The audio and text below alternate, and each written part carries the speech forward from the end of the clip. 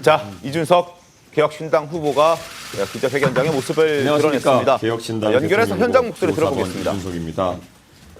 지난 27일 제3차 대선 토론에서 저는 인권 변호사 출신 권영국 후보에게 질문했습니다. 성폭력적인 인터넷 게시글이 여성 혐오에 해당하는지 묻는 질문이었습니다.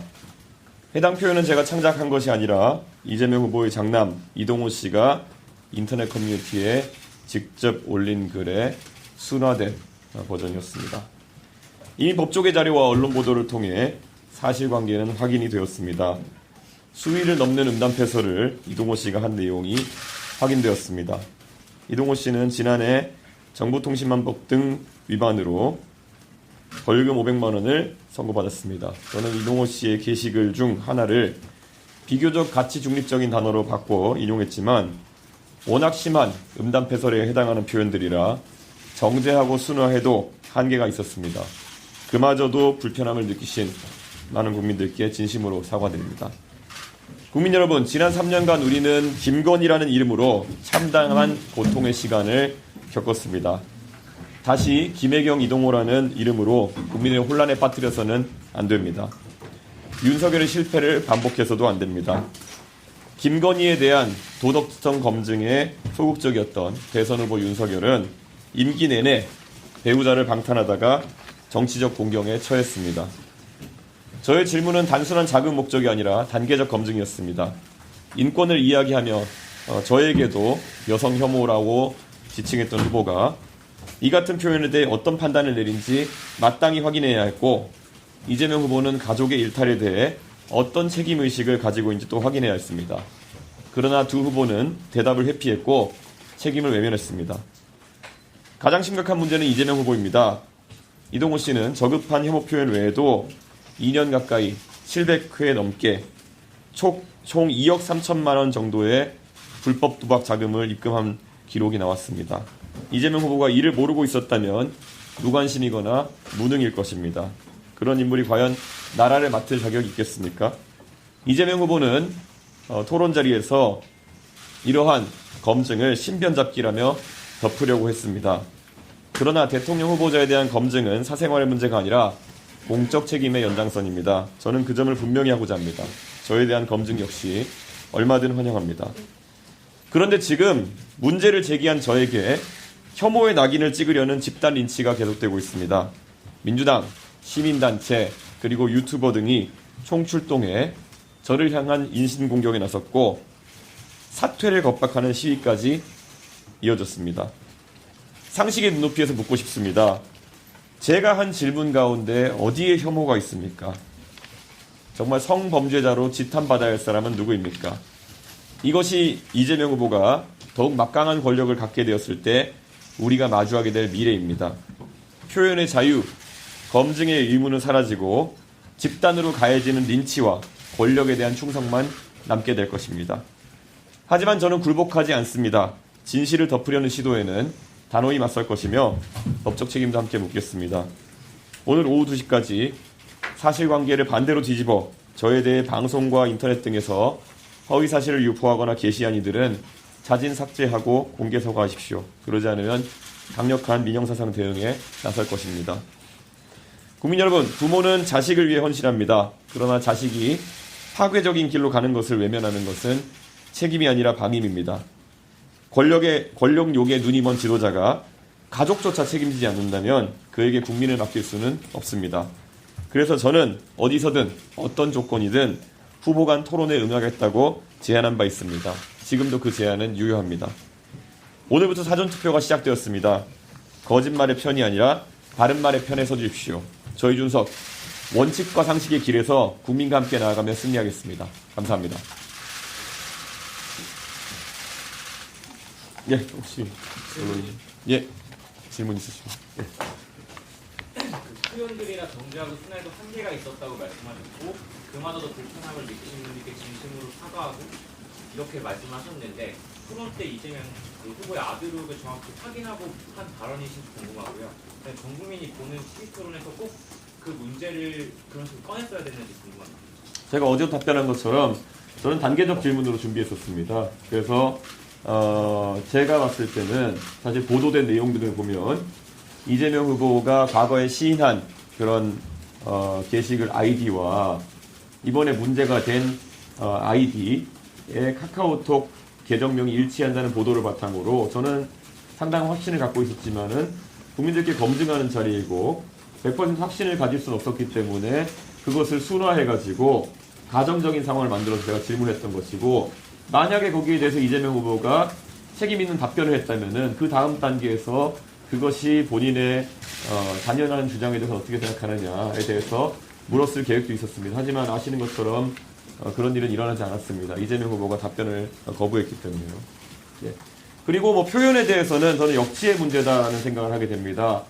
사실 최근에 민주당에서도 이준석 후보의 기자회견 살펴봤습니다.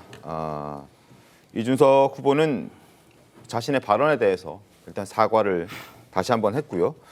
그리고 여러 자료와 법조계 자료와 언론 보도를 통해 사실관계를 확인했다라고 말했습니다. 특히 이재명 후보의 아들이 지난해 정보통신망법 위반 등의 혐의로 지금 500만 원을 벌금 500만 원을 선고받았다는 내용을 확인했다라고 말을 했습니다. 그래서 자신이 했던 발언이 허위 사실이 아니다라는 부분도 분명히 밝혔습니다. 그리고 어제 국회에서도 그리고 여러 정치권에서도 수원지방검찰청이 법원에 공소장을 제출했던 내용들이 좀 공개가 됐었습니다. 거기에는 불법 도박 사이트를 이용했던, 그래서 한 2년여간 707회에 걸쳐서 2억 3천만 원 정도의 불법 도박을 했던 부분, 그리고 음란물을 유포했던 부분들에 대한 공소장이 있었는데, 다시 한번 저희 현장 연결해서 이준석 후보 목소리 좀 더 들어보겠습니다. 저 김건희 여사와 비교를 하셨는데 김건희 여사의 경우 수사랑 처벌을 피했다는 지적이 많았고 이동호 씨나 김혜경 여사는 어쨌든 기소가 돼서 재판을 받고 있거나 처벌이 내려진 경우라서 조금 차이가 있지 않겠냐는 지적도 있을 것 같은데요. 과거에 이재명 후보가 아들의 도박에 관련된 이야기를 2021년 선거에서 이야기하셨을 때 아들이 한 돈 1,000만 원 잃은 것 같다, 이렇게 1,000만 원 이하로 잃은 것 같다라는 표현을 하신 적이 있습니다.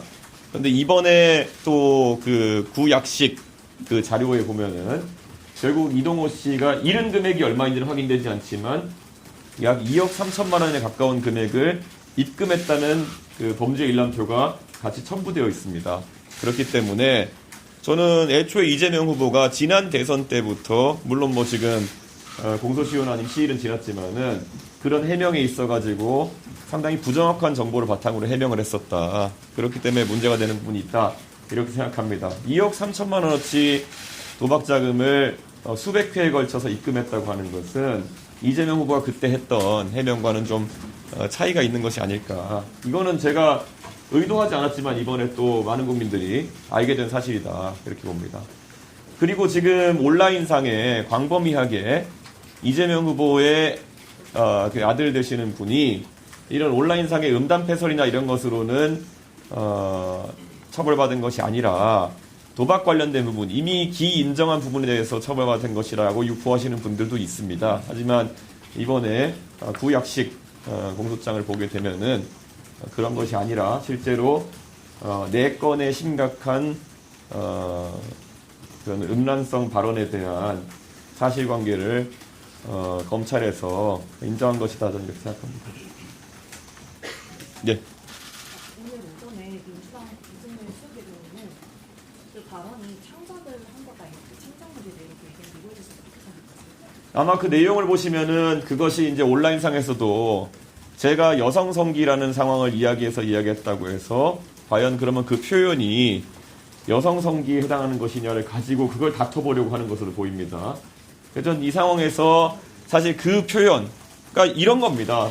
이 건을 구체적으로 들어가게 되면은, 자, 2년여간 700여 회에 거쳐서 2억 3천만 원의 도박 자금을 지금 입금했다라는 그 검찰 공소장의 열람표도 공개가 됐었죠. 그리고 지금 이준석 후보가 얘기했던 음란패설, 이재명 후보의 아들이 음란 패설을 했다는 그 부분도 음란물 허위사실 유포했다는 부분도 이 공소장에 지금 나와 있는 부분입니다. 네 가지 정도가 지금 기재가 되어 있는 상황인데 일각에서 제기되고 있는 지금 이준석 후보도 조금 전에 언급했습니다만 이 약식 기소를 하고 난 이후에 벌금 500만 원이 선고됐는데 그 벌금 500만 원에 대한 해당되는 내용이 불법 도박을 했던 부분에 대한 내용이지 음란물을 유포한 부분에 대한 내용은 아니다라는 주장이 있다라는 상황을 이준석 후보도 이야기하면서 그렇지 않다. 이건 불법 도박과 음란 패설 다 합쳐진 선고 내용이다라고 이준석 후보 지금 주장했습니다. 저희 법조인 나와 계시니까요. 종천 의원 네. 어떻습니까? 지금 약식 기소를 당했고 이재명 후보의 아들이 그리고 법원이 이 약식 기소를 그대로 인정하면서 벌금 500만 원을 선고했습니다. 그 이후에 이제 이재명 후보의 아들은 추가적인 항소하지 않았거든요. 그대로 그걸 수용하고 받아들였단 말이죠.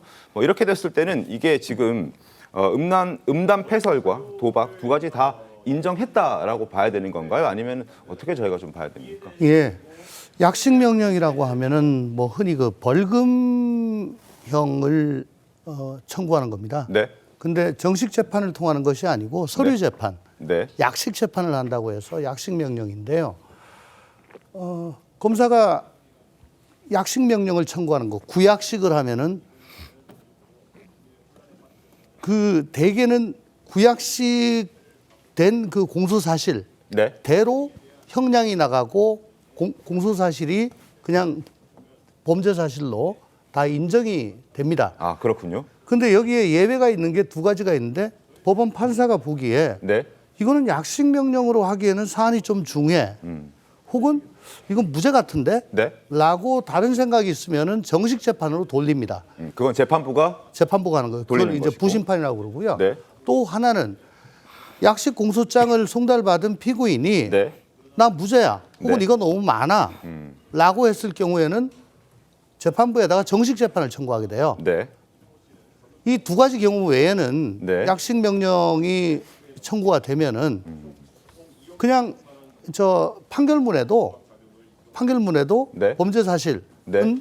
약식 명령 기재 공소 사실과 아하. 같음이라고 부동문자로 들어가요. 아 그렇군요. 네. 그러면은 뭐 두 가지가 다 인정됐다라고 봐도 무리는 네. 없겠네요. 예, 뭐 그 이후에 무죄가 났다. 네, 혹은 정식 재판이 뭐 열렸다 그런 게 없다면은 네. 네.